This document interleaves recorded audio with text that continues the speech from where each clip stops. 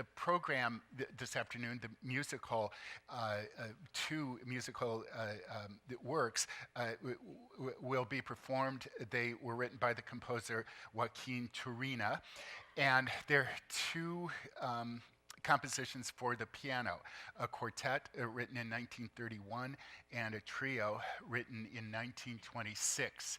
And these were the years dominated in Spain, or actually European art because it was an international movement, dominated by Surrealism. The most well-known exponent of that movement in Spain being Salvador Dali, who you see on the screen in this introductory slide on the right. But I'll also look at an 18th and 19th century painter. His life dates span the two centuries, late 18th, early 19th century, and that would be the artist on the left, Francisco Goya. And you can look at the art of Goya as a kind of a foundation in a way for Surrealism. And you also see in some of his artworks what you could call the beginnings of modern art. Even though, as I said, his dates go back to the 18th century, many art historians consider modern art beginning in the late 18th and flourishing in the 19th century. So the theme, we're going to see some ghouls and demons and goblins. So I'm a little late for Halloween. I'm a day late, but I hope you'll still enjoy looking at some of that kind of bizarre imagery. And then at the end of my brief talk, I'm only going to talk for about 20 minutes. I'll remind I'll call attention to the fact that we're approaching a special anniversary date that you may not have been aware of. So, to begin, going back a little further in the history of Spanish art, there are unique qualities that distinguish Spanish painting from that of France, Germany, other Western European countries that go back to the 17th and even further back to the 16th centuries, the Renaissance and Baroque periods. There's a tradition of intense religious mysticism that's indigenous to Spanish art, and when it comes to religious painting, that has something to do or corresponds to some of the holy or religious figures of the 16th century, such as Saint Ignatius of Loyola or Saint Teresa, whose biography and experiences place an emphasis on physical suffering and the pain of martyrdom. Both of these saints experienced, for example, the wounds of Christ that they felt in their bodies, and that was an important component of their faith. You see another saint, an older saint, St. Francis, a 13th or 14th century saint, depicted by the 17th century artist Francisco de Zurbarán.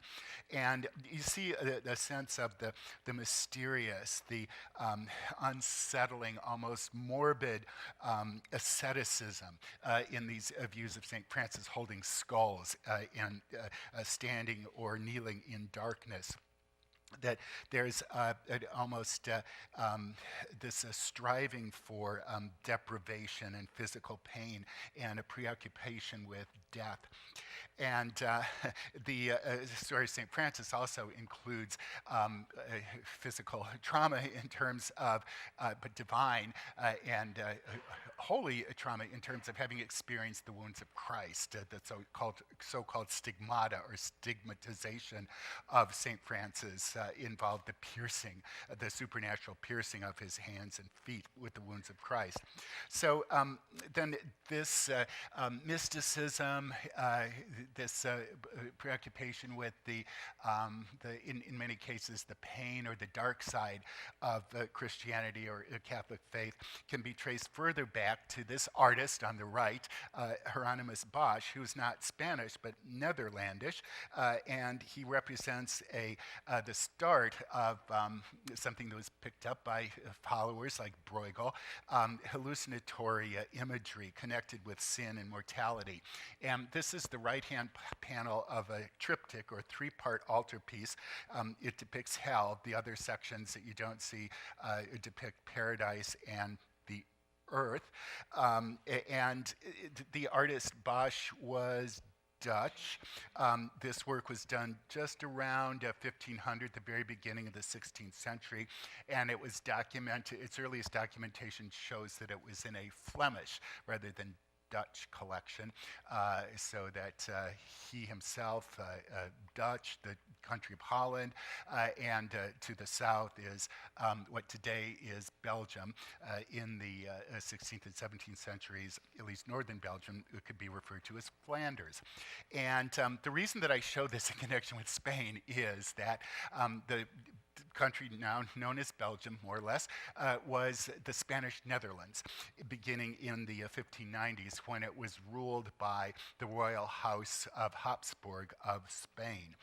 And so there was a lot of flow of art from the both Flemish and Dutch provinces or territories, Flemish and Dutch lands to Spain. And this painting in particular entered the royal collection of Spain as early as the 1590s.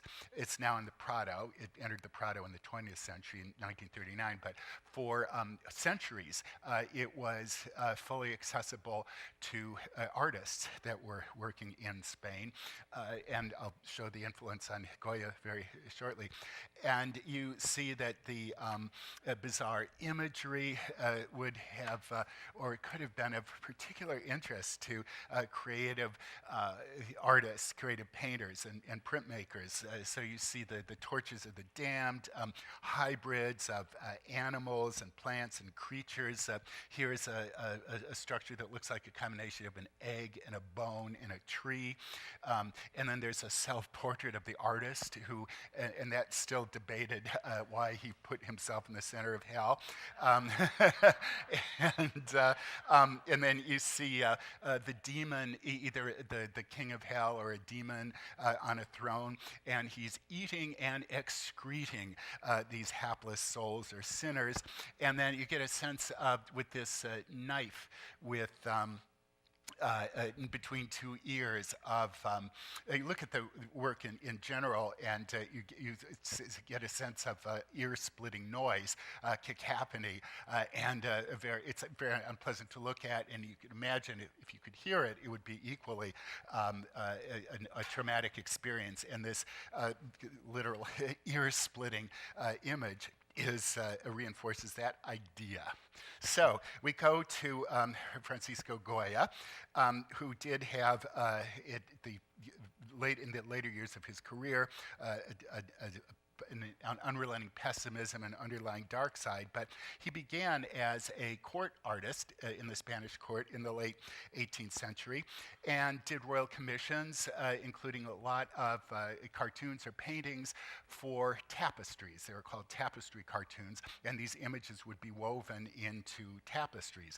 So here's an oil painting that shows a carefree couple, a scene of flirtation with pastel colors and light feathery brushstrokes that was typical of the prevailing aristocratic style that dominated much of the 18th century, called the Rococo. But then in the 19th century, he goes dark, as in the example that you see on the right, with young ladies and men again, but this time there's an air of mystery and menace. These shadowy figures behind the ladies are presumably up to no good.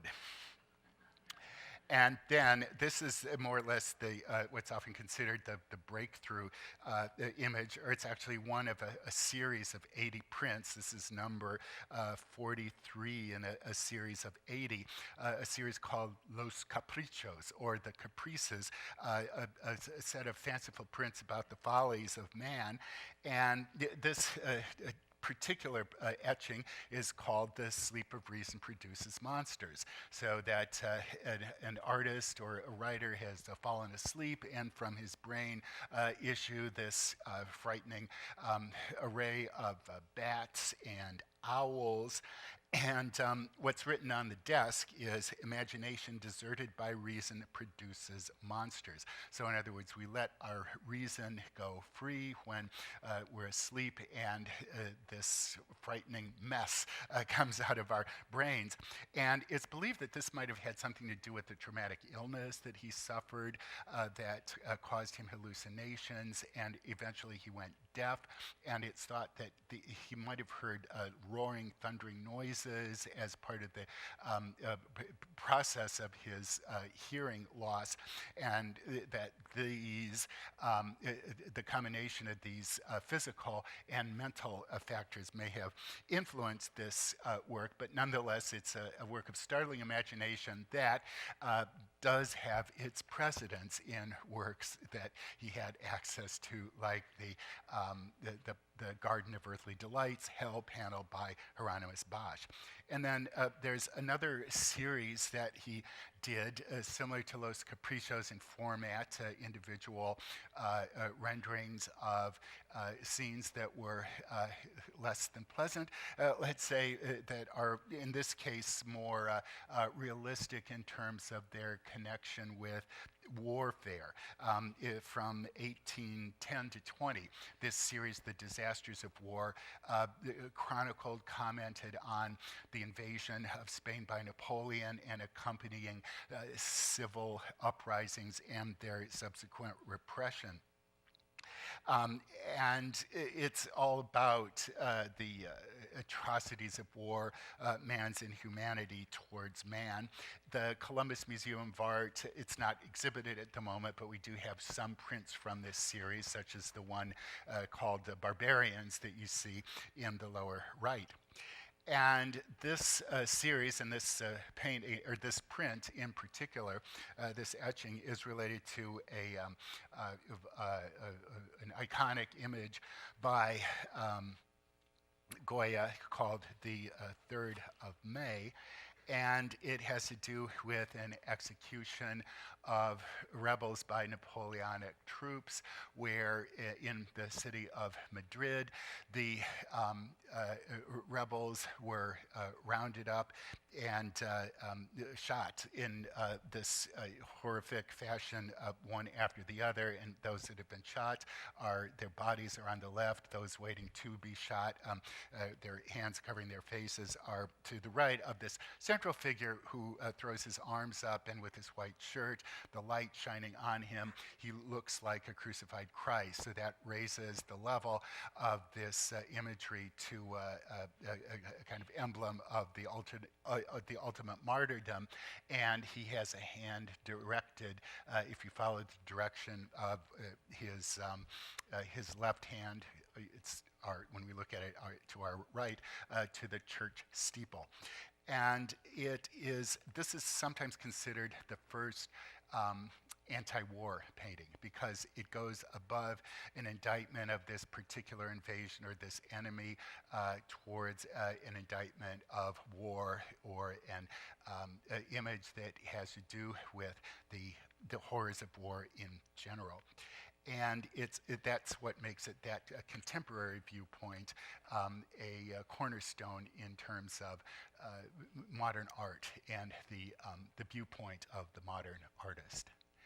Now, abruptly shifting to the 20th century, looking at the Surrealist movement, when I was trying to posit that in the more imaginative works and in the dark tone of Goya, you have some of the foundations laid in the 19th century for this movement that is very well represented by this Spanish artist, Salvador Dali, but it emerges in Paris in the mid-1920s, and it is based more directly, theoretically, on even medically in a sense, on the dreams and theories of the subconscious of Sigmund Freud.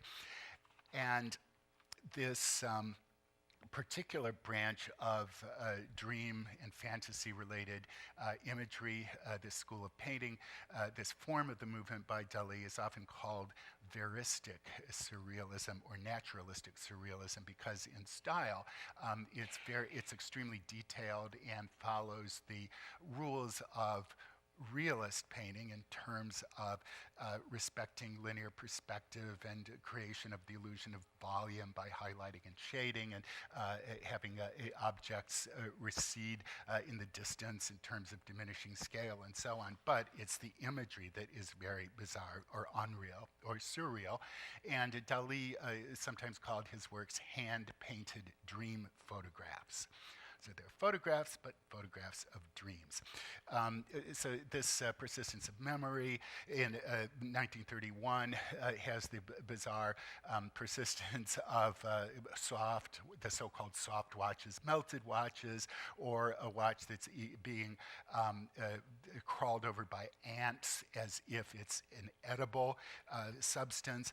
And then there's this fetus-like shape as if it's something that's washed up on shore that is actually disguised self-portrait of the artist or a kind of visual pun. Dali's profile with long eyelashes and mustache and the nose here is one way to read that strange image.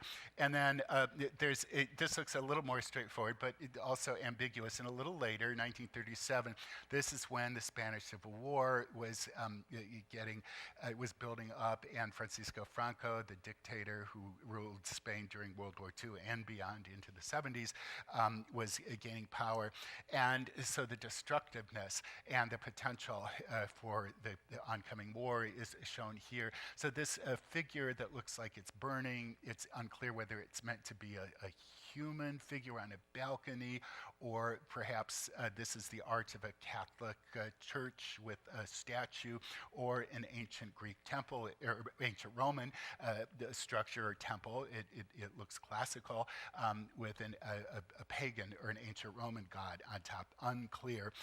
And it's even unclear what some of these shapes, there are beans on the ground, bean-like shapes next to the figure that seem to be transformed into smoke, but yet that is unclear as well. It is nonetheless a nightmarish vision that again has a connection, if you will, to the kind of very detailed but bizarre imagery of the Northern Renaissance and Bosch.